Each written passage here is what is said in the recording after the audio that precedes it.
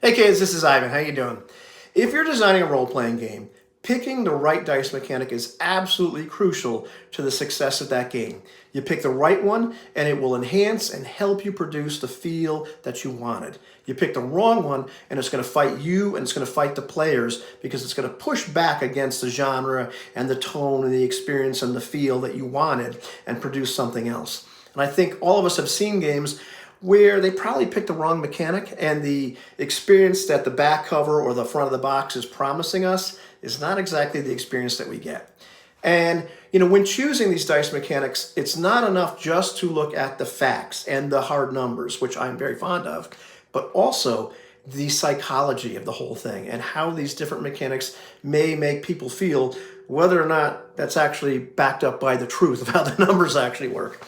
And in this video, I am not going to give you an exhaustive comparison of all kinds of different dice mechanics or all of them and talk about every single factor because that would take hours and hours. And I'm going to be reading off some notes because I can't possibly remember all the really intelligent stuff that I wrote down. But let's get started with this whole thing. Dice definitely, help the games with things like uncertainty and excitement, and they help produce tension, and they serve as analogs for actual physical actions. You don't swing a sword, you roll the dice, and sometimes that's a real tangible analog. And they help with suspense and with people feeling a certain level of agency and help model competency and all that kind of stuff. And let's assume, for the sake of argument, that we're going to talk about a unified system, and you're going to use one dice system to run the entire game. Now, most dice systems model or produce success or failure, or degrees of success or failure. Some dice systems have some kind of orthogonal or multi-dimensional systems where they're not just giving you like success or failure, but they're also giving you other things that might happen as well, good or bad things, whatever they might be. And they tell you that this or that also happens. Some give you completely different information altogether. But at the end of the day, dice systems are kind of divided into two major groups. There's roll and total, and there's roll and sort. You can also say there's something like roll and match that you might see in Broken Compass, where you're looking for pairs or three of a kind, but that's really kind of a roll and sort when it really comes down to it. So roll and total systems are very, very familiar. Even the D20, that's a roll and total system. You roll one die, and you see, what's the total I got?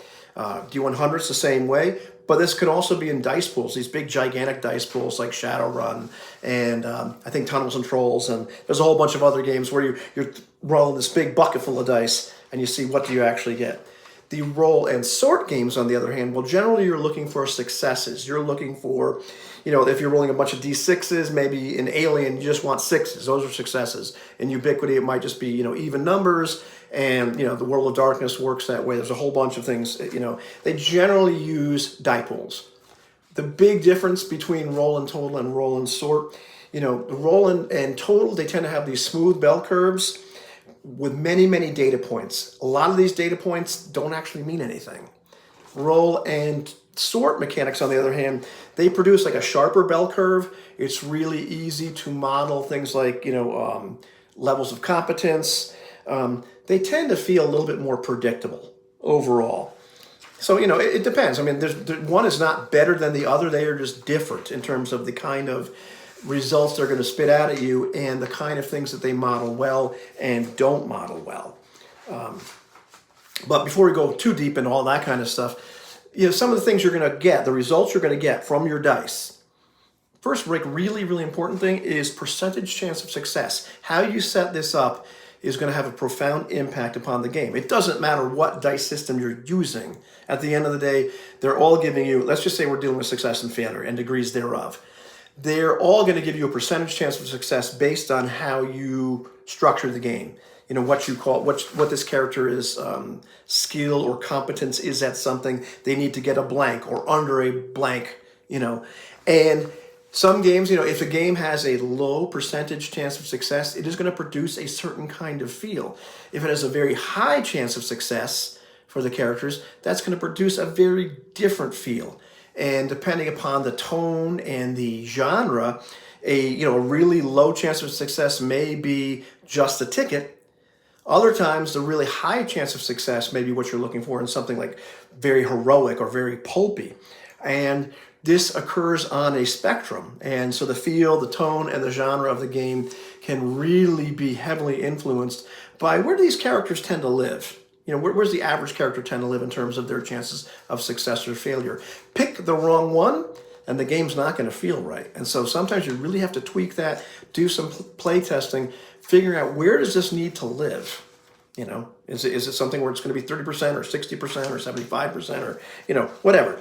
Also, in terms of the levels of competence, how many levels of competence are you going to have in the game? Are you going to have a few, or are you going to have a whole bunch? And that has a profound effect upon how the game feels. You have a whole bunch of levels of competence, like say levels, then it's going to have this more like progressive feeling, and a lot of the focus is going to be on that.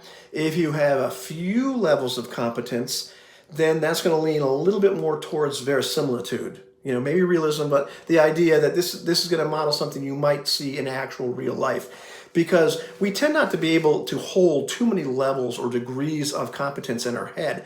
5, probably 7 is starting to push it beyond that. You don't see most people, the people think of Olympic stars all the way to the guy like me that's going to trip over his shoelaces. We can probably put that into 7 levels of competence, rather than 150. Or we can hold that in our head. So it's just going to feel a little bit different. What you're after in your game is going to, inform, well, how many levels of competence do you want to have? Just something to think of, because then you may need, the die mechanic that does that or doesn't do that. And then in terms of degrees of success or failure, do you want those in your game or not? More degrees of success or failure are going to produce a feeling of granularity. They're also going to give you more, dare I say, like narrative prompts. Or if it's just going to be binary, that's fine too. That's just going to produce a different feel. So figuring out like what you want in your game as far as that is concerned is really, really important. Well, now I'm going to go to the little tiny font notes here because I didn't put everything on paper. But, there's a bunch of dice systems I've talked about in the past, but just, flying through like some of the major ones, D100 systems like BRP, Call of Cthulhu, where you're essentially rolling percentile dice and trying to get the number or less.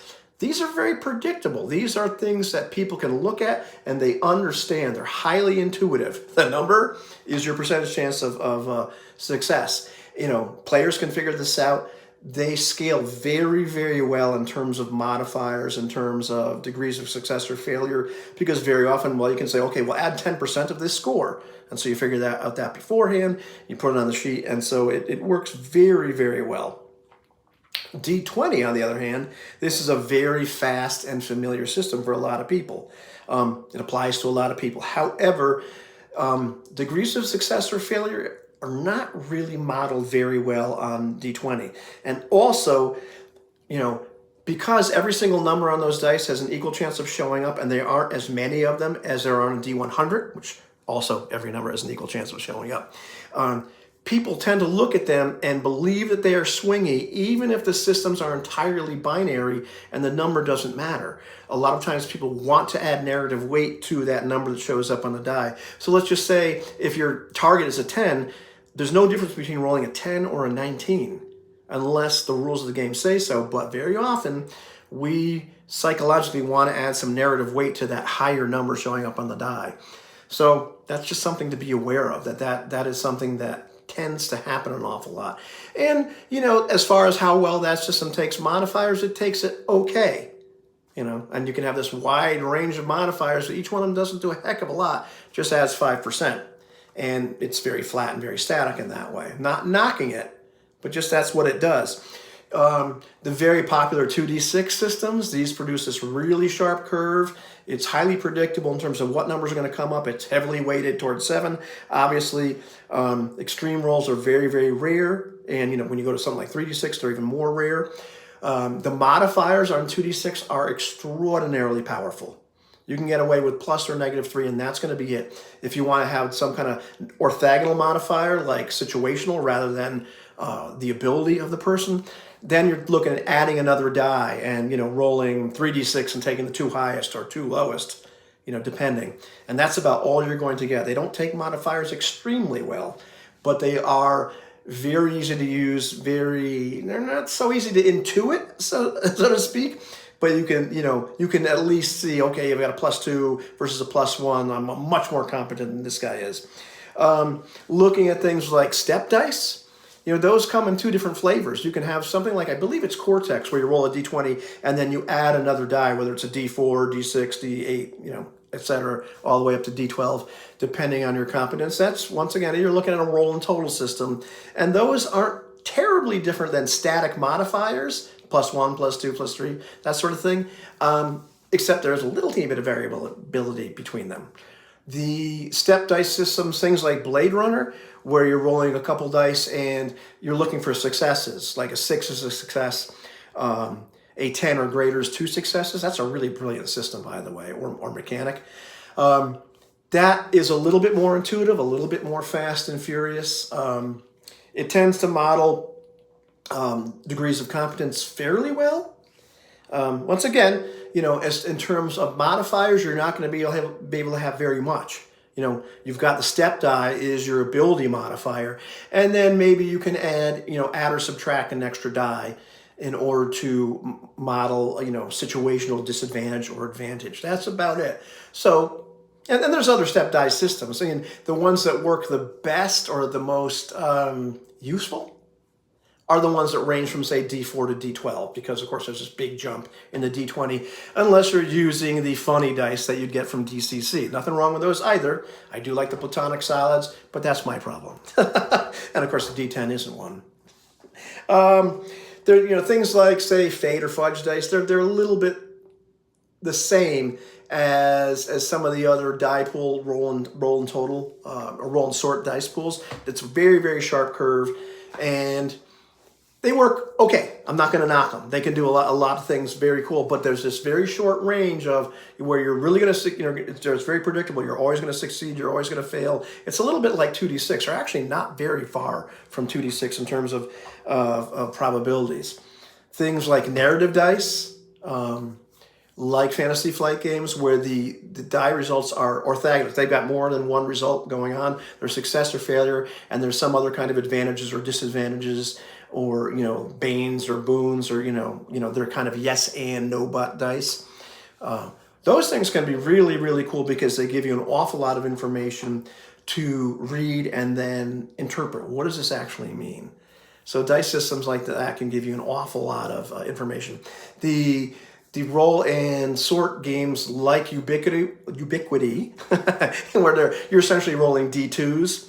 Those are really great at modeling levels of competence. They're really great at modeling difficulties, because you need X number of successes and you're rolling a bigger and bigger die pool based upon your abilities. And they tend to, you can kind of compare them to the number of successes, all that kind of stuff. I'm not going to go into the whole Ubiquity framework, but those simple roll and total, roll and sort systems are really, really useful. They're really easy to grasp. Not quite as exciting as the roll and total ones. But the probabilities are things that you really need to kind of take a look at. Even in the roll and match things like Broken Compass. It's not within this video to model all of them. I used to say just always go to any dice and model it. Right now I've been using ChatGPT, and if you put in a very cogent, assume this, then assume that, assume this, you can actually have ChatGPT do a ton of work for you and give you the probabilities of all sorts of dice. So I would recommend doing that. I've experimented with that lately, and I've really had my socks knocked off with how well that works. But, designing around the dice or picking the dice that you want, you just always have to remember, what are going to be the impact of modifiers? Are the modifiers, do I want big, gigantic modifiers that do a lot? Well, you have to use a system where that works that way. Do I want the modifiers to be very, very granular? They don't do a lot? Well, you're going to need different systems, like, say, something like D20. When you're looking at things like extended tasks, you've got to look, well, how does this die system work with extended tasks? Is it going to give me a number of successes? Am I using a roll and total system? So it could, the results of each success could vary widely. Have to look at that. You also have to look at, when you're designing the game, the idea that if something is going to require several successes to do, and it's a competition with somebody else, If you have one roll and you're going to decide it right then and there, it's very easy to pick, how good is the underdog. If it's going to require several successes before the underdog wins, and it's more probable that the person that's better is going to win, and maybe the underdog actually needs more successes to win than the person that's more competent. And what I'm modeling is, the easiest thing to model is something where there's a combat between two individuals. One is much better at hitting and the other one is not as good at hitting, even if it's like a 60-40 split, and one takes more damage to kill than the other one. When you have several rolls to determine that, usually the underdog always loses. So just keep that in mind. Yeah, that's something to keep in mind when you're designing the entire system. So you've got to choose mechanics like that, very carefully. Things like risk and reliability. Do you want the characters to kind of know that they're going to succeed in something very reliably, or do you want there to be a certain degree of risk? Stuff like that is just very, very important to consider. Do you want there to be opposed rolls at all? Who gets to roll for the success or failure? Is it the game master? Is it the player? Does the player always get to roll for their own fate no matter what? A lot of psychology goes on as far as all that is concerned. So, these are things you just have to remember. You just have to consider. And very often it's perception versus reality is a really, really important thing to take into consideration. D100, some dice pool systems, really transparent, really easy to figure stuff out. Some systems are very, very opaque. D20, extremely opaque, believe it or not. It's very hard to know what your chances are. And is the system doing what you want to do? Is it supposed to be gritty realism? Is it supposed to be heroic fantasy? Is it supposed to be something else where it's giving you a lot of narrative cues? Because that's what you want the players to be doing. Different dice systems do it differently, for lack of a better word. So you have to be sure that you're modeling the correct system with what you really want. So it's not easy. You have to do your research. You have to sometimes do some play testing. But very often, before you have to do the play testing, a lot of that's been done for you. Not in terms of your game, but you can look at how different dice systems actually feel, regardless of what the game system is. And, either doing some research on that, trying some little mini stuff before you actually put the whole game system together. Really, really important. Because at the end of the day, little changes, and some people will absolutely say this is, doesn't matter. It matters. It will have huge, huge implications and effects on the final product. So I don't know if any of that made any sense, but it's one of those things that it's not to be taken lightly. And as you're doing it, it can be a ton of fun because sometimes you get very, very surprised. You come up with some kind of novel mechanic. What would this do? And they go, whoa, this actually produces something really cool. I think I'll design a game around that. You know what I mean? Take it easy, kids.